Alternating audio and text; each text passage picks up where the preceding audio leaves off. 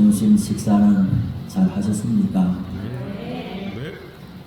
저도 좀 넉넉한 인심으로 받아서 즐겁게 식사를 잘 했습니다. 감사합니다. 오후 찬양 예배에도 나오신 성도님들을 주님의 이름으로 축복합니다. 주님께서 사모하는 영혼에게 만족을 주시며 줄인 영혼에게 좋은 것으로 채워주신다고 시편에서 말씀했습니다. 이 시간에 주님의 선하심과 인자하심이 우리 모두를 덮으셔서 우리가 더 힘을 내어서 주님을 따르게 하실 줄로 믿습니다. 성경에서 하나님과 백성들을 비유하는 표현이 몇 가지가 나오는데, 이를테면은 왕과 백성, 아버지와 자녀, 남편과 아내, 목자와 양, 이렇게 있습니다. 어느 경우든지 간에 상호 언약 관계 속에서 하나님은 그의 백성들을 책임지고 보호하며, 그의 백성들은 하나님을 신뢰하고 전적인 순종으로 응답하는 것을 핵심으로 하고 있지요. 아담의 범죄 이후로 죄에 떨어진 사람들은 왜곡되고 거릇된 형태의 권위를 행사하고 또 그 아래에서 굴욕적인 옥종을 강요당하다 보니까 참된 권위와 순종을 배우지를 못했습니다. 그러한 경험이 누적될수록 하나님을 향하여 온전한 믿음을 갖기가 점점 더 어려워지는 겁니다. 오후 예배 때는 어르신들이 대부분 다 나오셨네요. 자녀들을 다 양육하고 장성하게 하고 이제 인생의 후반전을 벌써 지나서 살아가시는 우리 어르신들, 지난 인생을 돌아보면 참 후회할 것이 많지요. 자식들은 감사해요. 이런 어려운 환경에서도 우리를 먹여주시고 키워주셔서 감사해요. 그렇게 인사를 해오지만은 부모들 입장에서는 참 미안하고 참 후회되는 것이 많아. 그렇잖아요. 그 중에 하나가 어떤 것이 있는가? 너 잘 되라고 하는 거야. 너를 위해서 하는 거야. 그렇게 하면서 자녀들에게 부모의 권위를 세우는데, 그것이 하나님께서 우리에게 맡겨주신 부모의 권위를 넘어서는 방법으로 자녀들을 나누라고, 또 부모도 온전히 하나님 안에 있지 아니하고 예수님 안에 있지 아니하면은 순간순간 너를 위한 것이라고 포장하지만 결국 인간적인 연약함이 드러나는 거거든요. 그런데 부모도 사람인지라 그것을 감추느라고 다 너를 위한 거야. 어쩔 수 없어서 그렇게 하지만 그것이 아니지요. 자녀의 입장에서는 부모로부터 정말 사랑하는 자를 어떻게 훈계하는가를 제대로 배우지 못한 채 왜곡된 형태의 우격다짐이나 야단침이나 권위에 익숙해져 있다 보면 정말 하나님 아버지를 믿게 되었을 때에 우리 아버지가 연상이 되고 환한 얼굴이 연상이 되고 하나님께서 그 무한한 권능과 힘을 가지고 나를 사랑한다는 게 이해할 수 없고 부모의 그늘진 기억이 신앙에 입문하는데 엄청나게 어려움을 초래하는 부모된 자들은 인생을 살면서 이후에 그것을 깨닫고 하나님 앞에 회개하고 우리 자녀들에게서 저희의 연약함으로 인해서 드리워진 아픈 기억들을 지워주시고 참된 부모, 참된 권위, 참된 능력 있는 하나님께서 얼마나 자유로우시고 사랑하시는가 하는 것을 우리의 자녀들에게 보여주시기를 바랍니다. 우리 부모 대리자들은 그런 기도를 안 할 수가 있나요? 부정적인 권위에 대한 기억이 많을수록 참된 하나님 앞에 순종하는 것이 어려워집니다. 성경은 결코 하나님이 우리를 우격다짐으로 힘으로 눌러서 믿으라고 하는 게 없어요. 하나님은 우리에게 자유를 주시는데 얼마만큼 자유를 주시나? 네 스스로 하나님을 안 믿을 자유까지 줍니다. 지금 명절이 돌아오고 있잖아요. 여러분, 부모된 여러분, 자녀들이 명절이라고 찾아오는데 선물 하나씩 가져온다 합시다. 선물 안 사오면 야단치고 화내니까 그것 싫어가지고 그거 무서워서 선물 사와서 아버지 어머니 그 선물 받고 기쁩니까? 내 말 잘 듣는다고 기쁩니까? 세상에 그런 부모가 없습니다. 아무리 비싸고 좋은 걸 가져와도 자녀가 무서워 떨면서 야단치고 벌 줄까봐 내놓는 선물을 기뻐할 부모는 세상에 없습니다. 명절이 돌아오는데 형제를 열어둔 부모들은 큰아들은 잘 살 수도 있고 작은 아들은 못 살 수도 있고 또 우리 권사님 어르신 연세에서는 큰아들 큰아들 했잖아요. 큰아들 큰아들에게 엄청난 사랑을 부었는데 큰아들은 저 부모를 기쁘게 하지 못하고 관심을 덜 준 작은 아이들이 오히려 더 훌륭하게 자라주고 명절에 오면 서로 비교되고 어느 아들을 칭찬하겠습니까? 이 아들을 봐도 마음 아프고 저 아들을 봐도 마음 아프고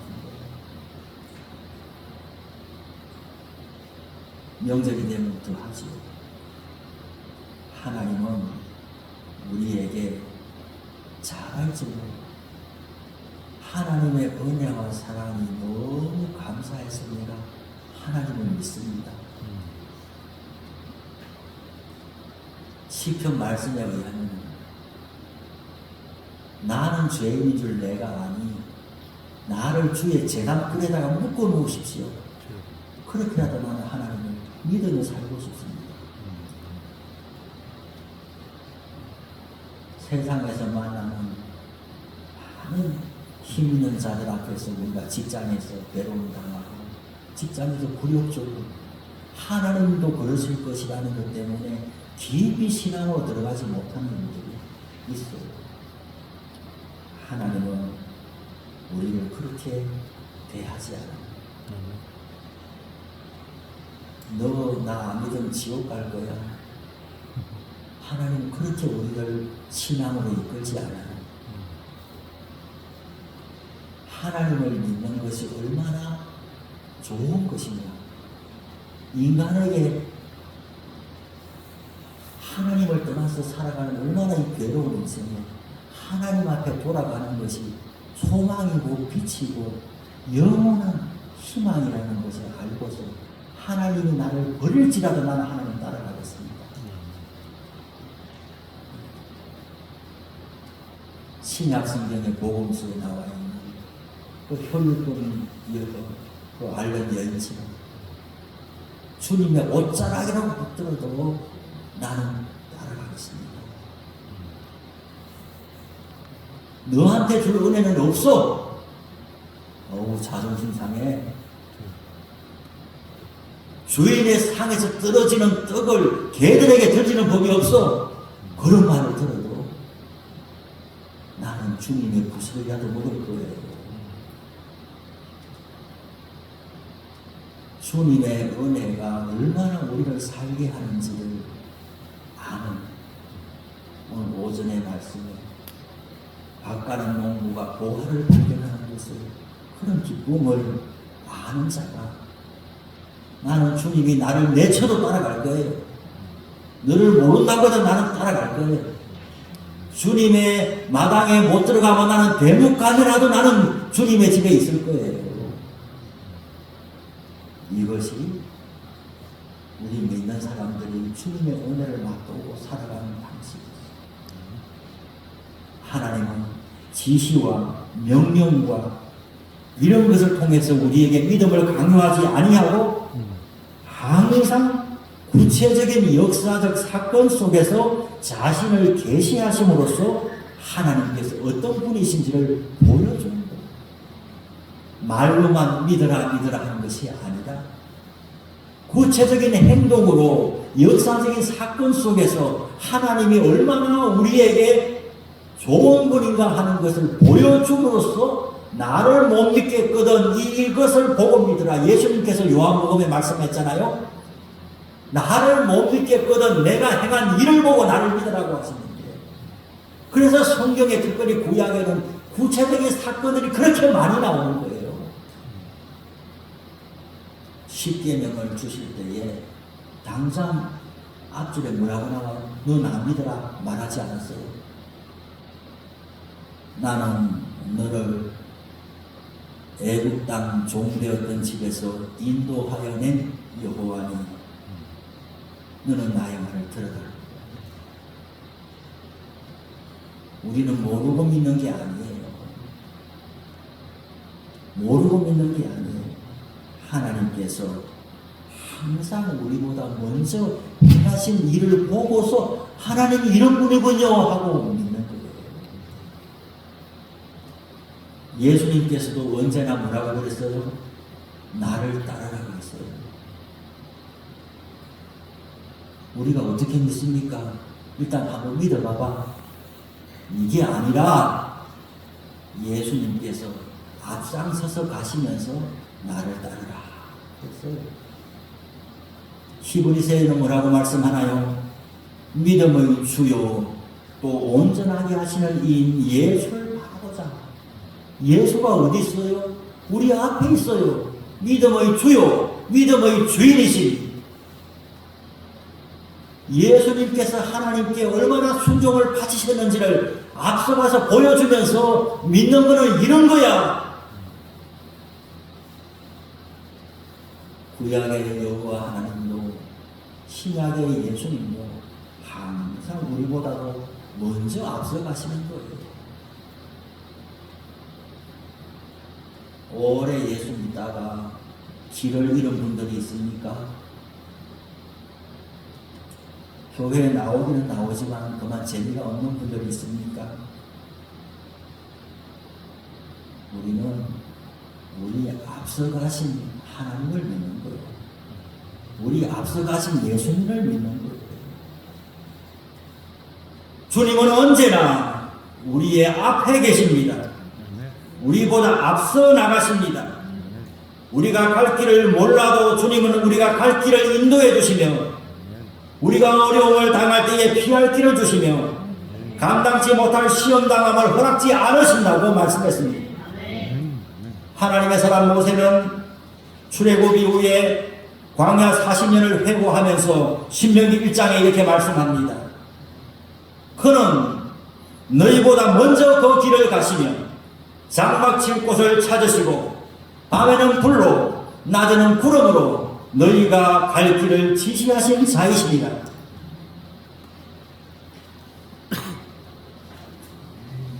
광야 길에 하나님이 먼저 가시는 거예요. 어디에 장막을 풀어야 될 것인가? 하나님이 먼저 가시는 거예요. 어떤 모습으로? 불기둥, 구름기둥의 모습으로. 구름이 멈추면 여기서 자야 되는 거예요. 그렇습니다. 하나님은 언제나 우리보다 먼저 움직이십니다. 하나님의 성실하심은 아침 해와 같이 일정하게 우리에게 다가오십니다. 왜 그렇습니까? 하나님의 사랑하심 때문입니다. 죄인인 우리를 사랑하셔서 구원하시고 하나님의 자녀로 삼으시기 때문입니다. 하나님과 백성의 관계를 비유하는 표현 중에서 아까 여러 개를 나열했지만 그 중에 오늘 본문과 관련하여 목자와 양의 이미지가 있습니다. 우리에게 익숙한 시편 23편을 보세요. 여호와는 나의 목자시니 내게 부족함이 없으리로다. 그가 나를 푸른 풀밭에 누이시며 쉴만한 물가로 인도하시는도다. 주님은 요한복음 10장에서 이렇게 말씀했습니다. 나는 선한 목자라. 나는 내 양을 알고 양도 나를 아는 것이 아버지께서 나를 아시고 내가 아버지를 아는 것 같으니 나는 양을 위하여 목숨을 버리노라. 여러분, 구약에서도 신약에서도 하나님 앞에서 살아가는 우리의 인생을 양으로 표현하는 것이 많습니다. 수많은 짐승 중에서 왜 하필 양입니까? 하나님께서 만드신 모든 짐승 가운데 스스로 살아갈 능력이 가장 모자라는 것이 양이라고 합니다. 양은 송곳니도 없어요. 날카로운 발톱도 없어요. 물어뜯을 줄도 몰라요. 달리기 빨리 하는 재주도 없어요. 그러면서도 자기 분수를 모르고 양은 아주 고집이 세고 머리가 나쁩니다. 여러분, 서커스 공연 텔레비 옛날 텔레비 서커스 봤잖아요. 지금도 뭐 제주도나 뭐 이런 데 가면 이제 공연 있잖아요. 양 본 적이 있습니까? 사람이 뭐 양을 길들여가지고 양이 뭐 재주 없는 걸 본 적이 있어요? 없어요. 호랑이도 길들입니다. 사자도 길들입니다. 코끼리도 길들입니다. 어디 보니까 악어도 길들입니다. 뱀도 길들입니다. 짐승 중에 사람이 길들이지 못하는 게 없어요. 다 해가지고 사람에게 재주를 넣는데 양을 본 적이 있냐니까요? 서커스 게임에서.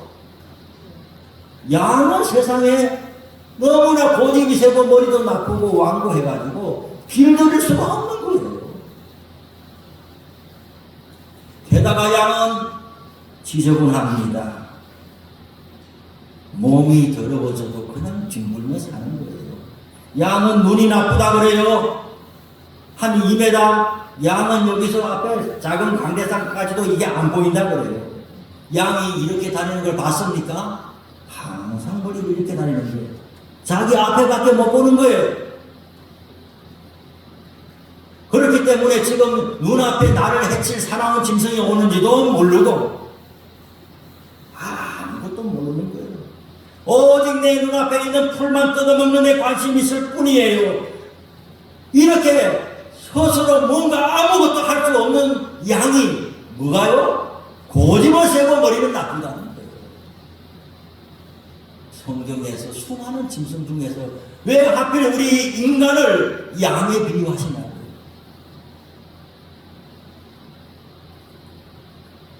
이 정도 되면 우리가 정말 양 같지 않아요? 하나님의 밝은 빛이 우리 가운데 들어오기 전까지 우리가 얼마나 죄인인지 모른 채 사는 거예요.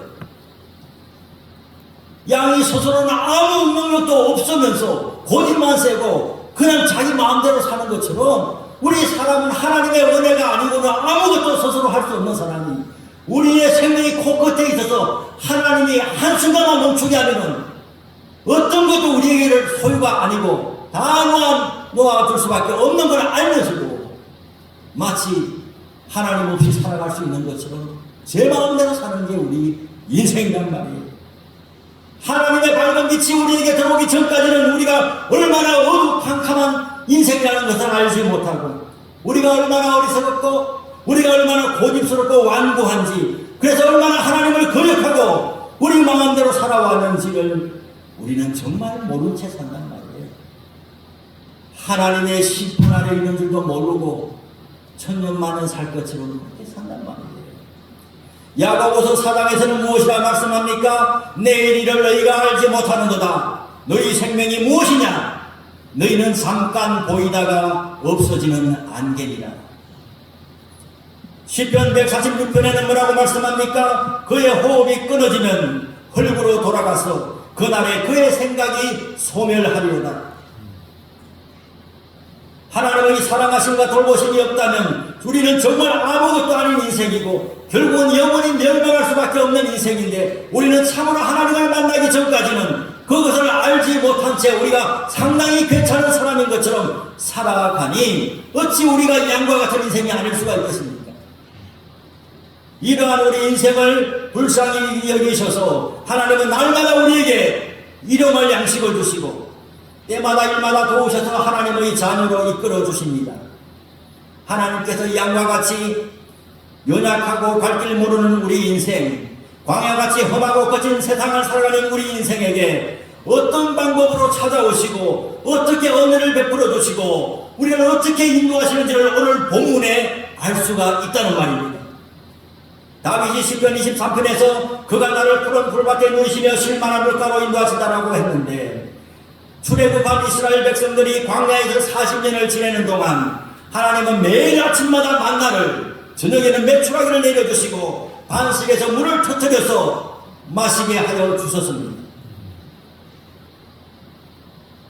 이것은 예수님께서 풍랑이는 바다 위를 걸어오셔서 제자들에게 다가가신 사건이나 갈릴리 해변에서 보리떡 5개와 물고기 2마리로 5,000명을 먹이시고 12광주리를 남긴 사건만큼이나 우리가 이해할 수 없는 하나님의 신비한 것으로 기적으로 보입니다. 그러나 오늘 성경을 조금 더 자세히 보시겠습니다. 13절 14절입니다. 저녁에는 메추라기가 와서 진에 덮이고 아침에는 이슬이 진 주위에 있더니 그 이슬이 마른 후에 광야 지면에 작고 둥글며 소리같이 가는 것이 있는지라. 하나님께서 일용할 양식으로 공급해 주신 만나가 그냥 하늘에서 갑자기 내린 것이 아니라는 말이에요. 그럼 뭐냐? 오늘 성경에 보니까 이슬이 내렸다라고 되어 있는 거예요. 아침 이슬이 마른 후에 그것이 변하여서 만나가 되었다고 오늘 성경은 말하고 있어요. 만나가 하늘에서 뚝뚝 내린 것이 아니라 이슬이 내렸다고 성경은 말하고 있어요. 이슬이 어떻게 떡과 같은 만나로 변했는지 우리는 알지 못하지만은, 그러나 분명한 것은 만나의 원재료가 이슬이라는 사실입니다. 이슬이 먼저 내리고 그 이슬이 마른 자리에 작고 둥글며 소리같이 가는 것이 있는데 그것이 만나다 그랬습니다. 이스라엘 백성들은 아침에 나가서 만나를 거두어서 아침 양식으로 삼았습니다. 하지만은 새벽에 이슬이 내렸다는 것은 모릅니다. 그들이 만나를 거둘 때에 이미 이슬은 사라지고 말라버리고 없어진 상태였기 때문입니다. 이슬이 내릴 때에 그들은 깊이 잠들어 있었습니다. 그들이 밤에 잠들어 있는 동안 하나님은 이슬을 내리고 계셨습니다. 하나님이 먼저 일하고 계신 겁니다. 이것은 마치 아침에 일어나서 식탁을 대하는 아이가 아침에 일어나 보니까 밥이 있네? 자신이 잠들어 있는 사이에 엄마가 일찍 일어나서 아침을 준비했다는 사실은 알지 못한 채 일어나 보니까 숟가락이 있고 밥이 있네?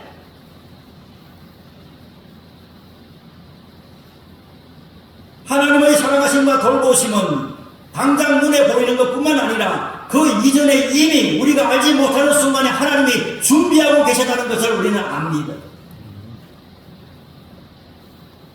시편 121편 3절 4절에 이렇게 말씀합니다. 여호와께서 너를 실족하지 아니하게 하시며 너를 지키시는 이가 졸지 아니하시리로다. 이스라엘을 지키시는 이는 졸지도 아니하시고 주무시지도 아니하시리로다. 광야를 지나는 동안 이스라엘 백성들에게 하나님은 새벽에 이슬을 내려주심으로 그 생명을 지켜주신 겁니다. 여러분, 홍해가 갈라진 것만이 기적이 아니에요? 바위가 터져서 물이 나오는 것만이 기적이 아니에요? 안식일을 제외하고 매일 하루도 빠짐없이 이슬이 내는 게 기적이란 말이에요.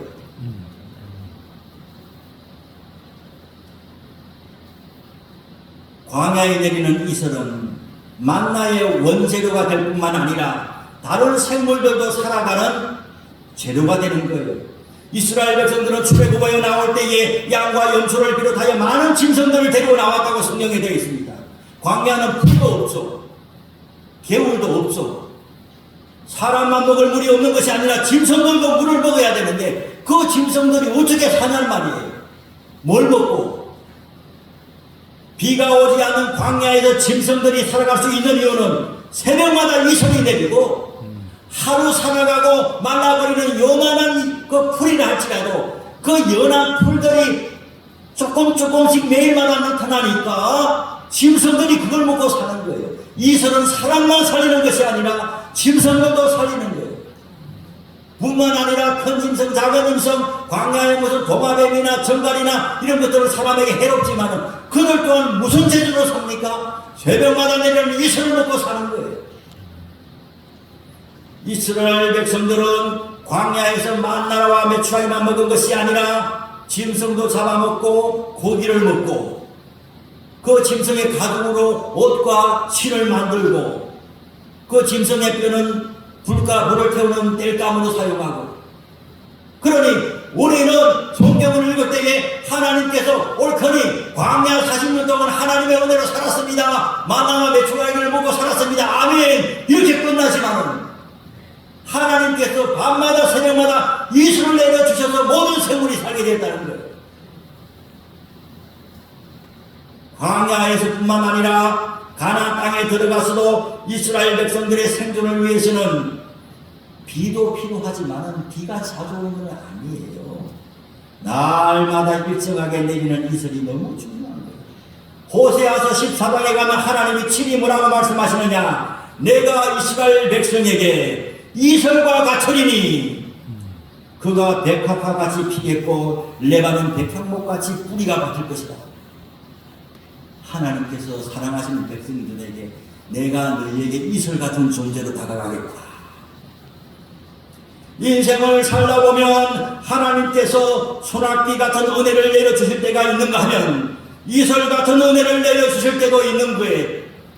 우리는 보통 장마 기간에 오는 장대비를 생각하면서 하나님을 믿을 때에도 이런 특별한 은혜 주세요, 뭔가 주세요, 부흥의 때 큰 은혜 주세요, 기적 같은 걸 주세요 라고 하지만은 그런 은혜 세상에 많이 없고 하나님은 사랑하시는 자에게 장대비를 내려주시기보다는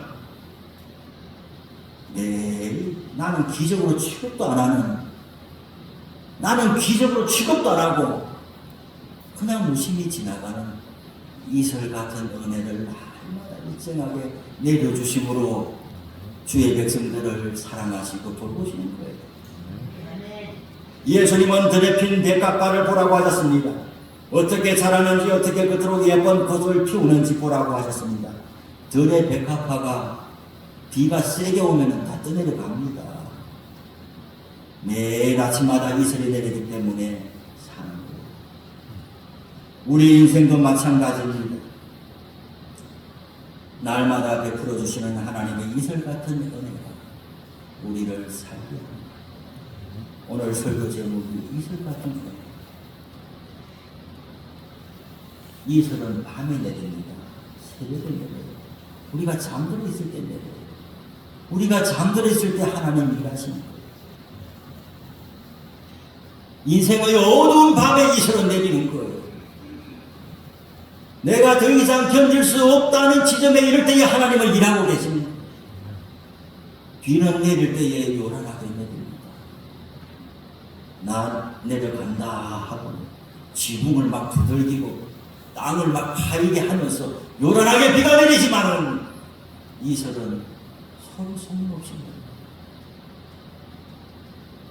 언제 내리는지 모르게 내려요. 하나님의 은혜도 이슬과 같아서 우리도 모르는 사이에 임하는 거예요. 은밀한 중에 우리에게 은혜를 베푸는 거예요. 매일 내리는 거예요. 비는 어쩌다 한 번씩 오지만 이슬은 매일 내립니다. 항상 변함없이 내려주십니다.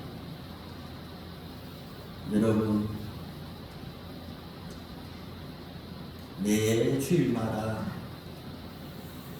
예배 자리에 나오는 게 보통 기적이 아니에요.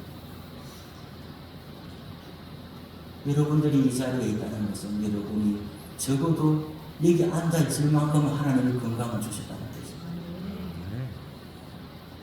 여러분들이 일용할 양식이 없다면 이 자리에 있겠습니까? 어디를 돈 벌러 가겠죠.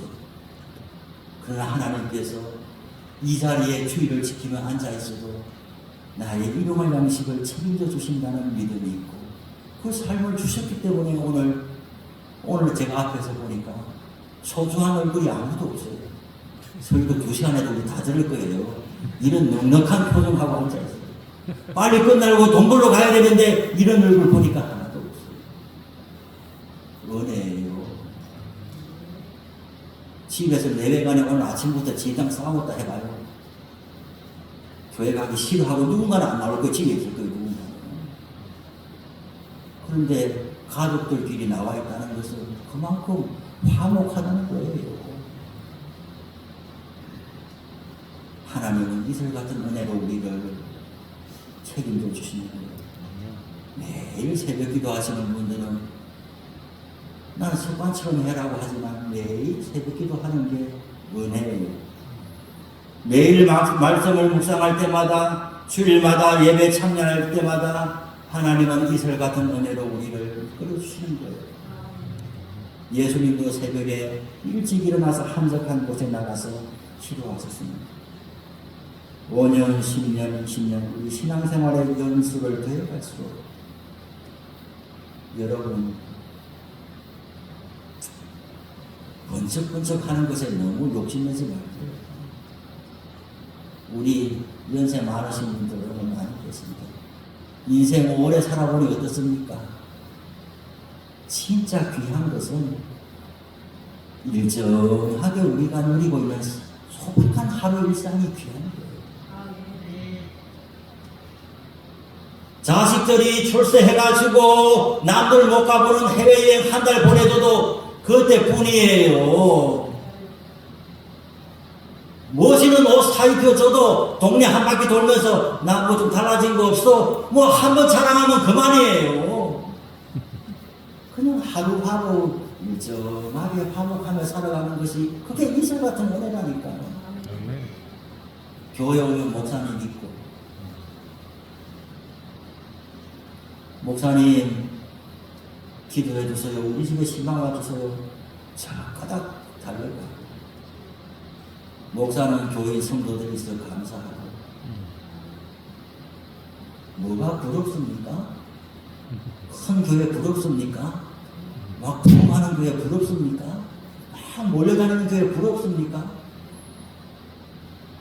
그냥 이슬 같은 은혜가 우리에게 족한 거예요. 말씀을 마치려고 합니다. 우리가 하나님의 이러한 이슬 같은 은혜를 받아서 살지만 또한 그 은혜는 많은 경우에 사랑을 통하여 옵니다. 목회자의 설교를 듣고 은혜가 됐다. 그 설교하는 목사가 있잖아요. 사랑을 통하여. 여러분들의 인생을 돌아보건대 이슬같이 여러분 주위에 다가오거나 이따가 사라지는 고마운 사람들이 누가 있습니까?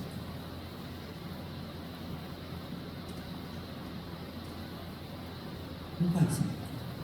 가정을 이루고 살 때도 자녀들이 떠나가기 전까지는 그냥 다 이렇지 뭐 안 이런 사람이 어디 있어 하지만은 떠나가고 난 이후에는 이슬 같은 은혜로 내 옆에 있다가구나. 하나님께서 복된 인생을 빚으시려고 그 사람을 붙여줬구나. 그렇게 우리 인생이 채워져 가는 거예요. 그래서 오늘 우리는 우리 자신의 이슬 같은 존재가 되어서 누군가에게 흘러가야 되지 않겠어요? 흘러가야 돼요. 이슬 같은 은혜에 하나님 감사합니다. 이거를 부족해요. 내가 이슬 같은 은혜로 누군가에게 쓰임받는 사람이 되도록 해주소서. 우리 청운교회도 이 지역에서 이슬 같은 은혜를 지역사회에 흘려보내게 해주시고 그렇게 살아갈 수 있으면 좋겠습니다. 기도하겠습니다. 하나님 아버지 감사합니다. 오늘 말씀을 통해서 특별한 것이 아니어도 우리를 살게 하시고 하나님의 자녀로 붙잡으시는 것은 새벽마다 내리는 이슬 같은 은혜, 우리는 알지 못한 채 하나님께서 미리 예비하시고 앞서서 가시면서 준비하신 은혜, 아버지 지금까지 그렇게 살아온 것 감사합니다. 이제 우리도 이만큼 장성하여 싸우니 하나님의 이슬 같은 은혜를 흘려보내는 사람으로 사용하여 주시고 쓰임받게 하여 주옵소서. 예수님의 이름으로 기도드립니다.